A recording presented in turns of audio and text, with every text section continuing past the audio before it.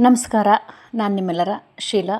ಇವತ್ತು ನಾನು ಪರ್ಫೆಕ್ಟಾಗಿ ಅಳತೆ ಪ್ರಕಾರ ಬೇಳೆ ಒಬ್ಬಟ್ಟು ಅಂದರೆ ಬೇಳೆ ಹೋಳಿಗೆನ ಮಾಡೋ ತೋರಿಸ್ತಾ ಇದ್ದೀನಿ. ದಯವಿಟ್ಟು ವಿಡಿಯೋ ಪೂರ್ತಿ ನೋಡಿದರೆ ನಾನು ಯಾವ ರೀತಿಯಾಗಿ ಮಾಡಿದೆ ಅಂತ ನಿಮಗೆ ಗೊತ್ತಾಗುತ್ತೆ. ಈ ಬೇಳೆ ಒಬ್ಬಟ್ಟು ಮಾಡೋದಕ್ಕೆ ನಾನಿಲ್ಲಿ 2 ಬಟ್ಟಲನಷ್ಟು ಬೇಳೆನ ಬಳಸಿದ್ದೀನಿ. ಈ ಅಳತೆ ಪ್ರಮಾಣದ ತೊಗರಿಬೇಳೆನ ನಾನಿಲ್ಲಿ ತೊಗೊಂಡಿರೋದು.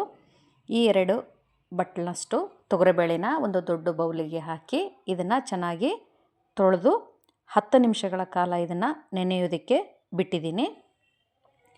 ಇದು 10 ನಿಮಿಷಗಳ ಕಾಲ ನೆನೆಯೋ ಅಷ್ಟರಲ್ಲಿ ನಾವೀಗ ಒಂದು ಪಾತ್ರೆಗೆ 1 ತಂಬಿಗೆ ನೀರು ಮತ್ತು ಅದೇ ತಂಬಿಗೆಯಿಂದ ಅರ್ಧ ನೀರು ಅಂದರೆ ಅರ್ಧ ತಂಬಿಗೆ ನೀರನ್ನ ಒಂದು ಪಾತ್ರೆಗೆ ಸೇರಿಸಿ ಅದನ್ನು ಕುದಿಯೋದಕ್ಕೆ ಇಟ್ಟಿದ್ದೀನಿ. ಈ ರೀತಿಯಾಗಿ ಚೆನ್ನಾಗಿ ತೊಗರಿಬೇಳೆ ನೆಂದಾದಮೇಲೆ ಅಂದರೆ 10ರಿಂದ 15 ನಿಮಿಷ ತೊಗರಿಬೇಳೆ ನೆಂದಾದಮೇಲೆ ಅದರ ನೀರನ್ನ ಬಸ್ದಿಟ್ಕೊಂಡಿರಿ. ಅಷ್ಟರಲ್ಲಿ ನಾವು ಈ ಬೇಳೆ ಬೇಯೋದಕ್ಕೆ ಬಿಸಿನೀರು ಕುದಿಯೋಕೆ ಇಟ್ಟಿದ್ವಲ್ಲ, ಇದರಲ್ಲಿ ಈ ತೊಗರಿಬೇಳೆನ ಸೇರಿಸ್ಬೇಕು. ಆಮೇಲೆ ಅರ್ಧ ಸ್ಪೂನು ಅರಿಶಿಣ, 1ರಿಂದ 2 ಸ್ಪೂನು ಎಣ್ಣೆನ ಸೇರಿಸ್ಬೇಕು. ಈ ರೀತಿಯಾಗಿ ಚೆನ್ನಾಗಿ ಕುದೀತಾ ಬರಬೇಕು. ನೋಡಿ ಎಷ್ಟು ಚೆನ್ನಾಗಿ ಕುದೀತಾ ಇದೆ. ಅಷ್ಟರಲ್ಲಿ ನಾವೀಗ ಹೋಳ್ಗೆ ಮಾಡೋದಕ್ಕೆ ಕಣಕನ ತಯಾರು ಮಾಡ್ಕೊಳ್ಳೋಣ. 1 ಬಟ್ಟಲನಷ್ಟು ಮೈದಾ ಹಿಟ್ಟು, 1/4 ಬಟ್ಟಲನಷ್ಟು ಹೋಳ್ಗೆ ರವೆ, ಸಣ್ಣ ರವೆ, ಸೂಜಿ ರವೆ ಏನು ಕರಿತೀರಿ ನೀವು, ನಮ್ಮ ಕಡೆ ನಾವು ಹೋಳ್ಗೆ ರವೆ ಅಂತ ಕರಿತೀವಿ.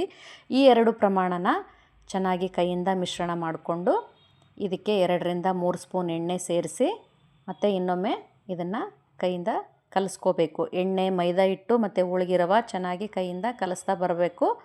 ಅದಾದ ನಂತರ ಇದಕ್ಕೆ ಸ್ವಲ್ಪ ಸ್ವಲ್ಪವಾಗಿ ನೀರು ಸೇರಿಸ್ತಾ ಈ ರೀತಿಯಾಗಿ ಕಲಿಸ್ತಾ ಬರಬೇಕು.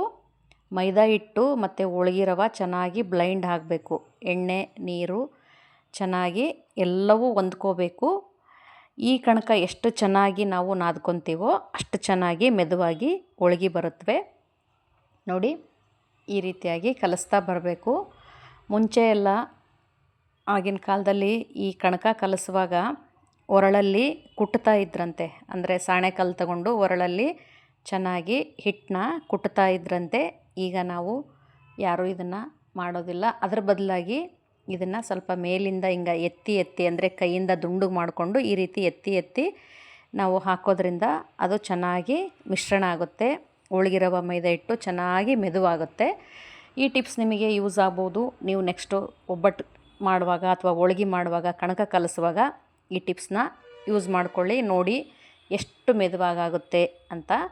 ಕೈಯಿಂದ ಈ ರೀತಿ ಮುಟ್ಟಿದರೆ ಹೂವಿನ ರೀತಿ ಥರ ಬರಬೇಕು. ಇದು ಮೈದಾ ಹಿಟ್ಟು, ಹೋಳ್ಗೆ ರವೆ ಸೇರಿಸಿ ಕಣಕ ಮಾಡಿರ್ತೀವಲ್ಲ ಅದು. ಈಗ ಇದು ಒಂದು ಅರ್ಧ ಗಂಟೆ ಮೇಲೇ ನೆಂದರೆ ಹೋಳ್ಗೆ ಮಾಡುವಾಗ ಇನ್ನೂ ಚೆನ್ನಾಗಾಗುತ್ತೆ. ಬೇಳೆ ಎಲ್ಲ ಚೆನ್ನಾಗಿ ಮೆತ್ತಗೆ ಬೆಂದಿತ್ತು. ಈ ರೀತಿಯಾಗಿ ಮೆತ್ತನಾಗಿ ಬೆಂದಿತ್ತು. ಈಗ ಇದನ್ನು ಬಸ್ಕೊಂಡ್ಬಿಟ್ಟಿದ್ದೀನಿ ಒಂದು ಪುಟ್ಟೆಯಲ್ಲಿ. ಬಸಿಯೋ ಪುಟ್ಟಿಲಿ ಬೇಳೆನ ಸೇರಿಸಿ ಕೆಳಗೆ ಕಟ್ಟು ಬೇರೆ ಬೇಳೆ ಬೇರೆ ಮಾಡ್ಕೊಂಡಿದ್ದೀನಿ. ಈಗ ನಾವು ಇದಕ್ಕೆ ಬೆಲ್ಲ ಸೇರಿಸ್ಬೇಕು. ಎಷ್ಟು ಪ್ರಮಾಣದ ಬೇಳೆ ಹಾಕಿದ್ವೋ ಅಷ್ಟೇ ಸರಿ ಸಮಾನವಾಗಿ ಬೆಲ್ಲ ಸೇರಿಸ್ಬೇಕು. ಇಲ್ಲಿ 2 ಬಟ್ಟಲು ಬೇಳೆ ಹಾಕಿರೋದ್ರಿಂದ 2 ಬಟ್ಟಲು ಬೆಲ್ಲನ ಹಾಕಬೇಕು. ಚೆನ್ನಾಗಿ ಸಣ್ಣದಾಗಿ ಕುಟ್ಕೊಂಡಿರಬೇಕು ಬೆಲ್ಲನ. ಕುಟ್ಟಿರೋ ಬೆಲ್ಲನ ಸೇರಿಸ್ಕೊಂಡಿದ್ದೀನಿ. ನಂತರ ಇದಕ್ಕೆ ಏಲಕ್ಕಿನ ಸುಲಿದು ಹಾಕಿದ್ದೀನಿ. 2 ಏಲಕ್ಕಿ ಸುಲಿದು ಹಾಕಿದ್ದೀನಿ. ಈಗ ಇದನ್ನು ಗ್ಯಾಸ್ ಸ್ಟವ್ ಮೇಲೆ ಇಟ್ಟು ಚೆನ್ನಾಗಿ ಸಣ್ಣ ಉರಿಲಿ ಮತ್ತು ಬೇಯಿಸ್ಕೋಬೇಕು. ಬೆಲ್ಲ ಕರಗಬೇಕು ಚೆನ್ನಾಗಿ ಬೇಳೆ ಜೊತೆ. ಈ ರೀತಿಯಾಗಿ ಅದೆಲ್ಲ ಕರಗಿ ಆದಮೇಲೆ ಹೂರಣ ರೀತಿ ಒಲೆ ಮೇಲೇ ಸಿದ್ಧವಾಗಿಬಿಡುತ್ತೆ. ಇದನ್ನು ರುಬ್ಕೊಳೋಕ್ಕಿಂತ ಮುಂಚೆನೇ ಚೆನ್ನಾಗಿ ಒಲೆ ಮೇಲೇ ಮೆತ್ತಗಾಗ್ಬಿಡುತ್ತೆ. ಆ ಪ್ರಮಾಣದಲ್ಲಿ ಆಗೋವರೆಗೂ ಅದನ್ನು ಒಲೆ ಮೇಲಿಟ್ಟು ಬೇಯಿಸ್ಕೋಬೇಕು. ಈಗ ಇದನ್ನು ಒಂದು ಮಿಕ್ಸಿ ಜಾರಿಗೆ ಹಾಕಿ ರುಬ್ಕೋಬೇಕು. ಹೂರಣನ ನೋಡಿ ಈ ರೀತಿಯಾಗಿ ಮೆತ್ತವಾಗಿ ರುಬ್ಕೋಬೇಕು. ಇದು ಸ್ವಲ್ಪ ಬಿಸಿ ಇದ್ದಾಗ, ಅಂದರೆ ಪೂರ್ತಿ ಬಿಸಿ ಅಲ್ಲ, ಊರು ಬೆಚ್ಚಗೆ ಬಿಸಿ ಇರುವಾಗಲೇ ರುಬ್ಕೊಂಡ್ರೆ ಈ ಹೂರಣ ಸ್ವಲ್ಪ ಬೇಗ ಸಣ್ಣದಾಗುತ್ತೆ. ಬಹಳ ಸಣ್ಣದಾಗಿ ಹೂರಣ ಆದರೆ ಮಾತ್ರ ಹೋಳ್ಗೆ ಚೆನ್ನಾಗಿ ಬರುತ್ತವೆ. ನೋಡಿ ಈ ರೀತಿಯಾಗಿ ಹೂರಣ ಸಿದ್ಧವಾಗಿದೆ. ಈಗ ನಾವು ಒಬ್ಬಟ್ಟು ಮಾಡೋದಕ್ಕೆ ತಯಾರು ಮಾಡ್ಕೊಳ್ಳೋಣ.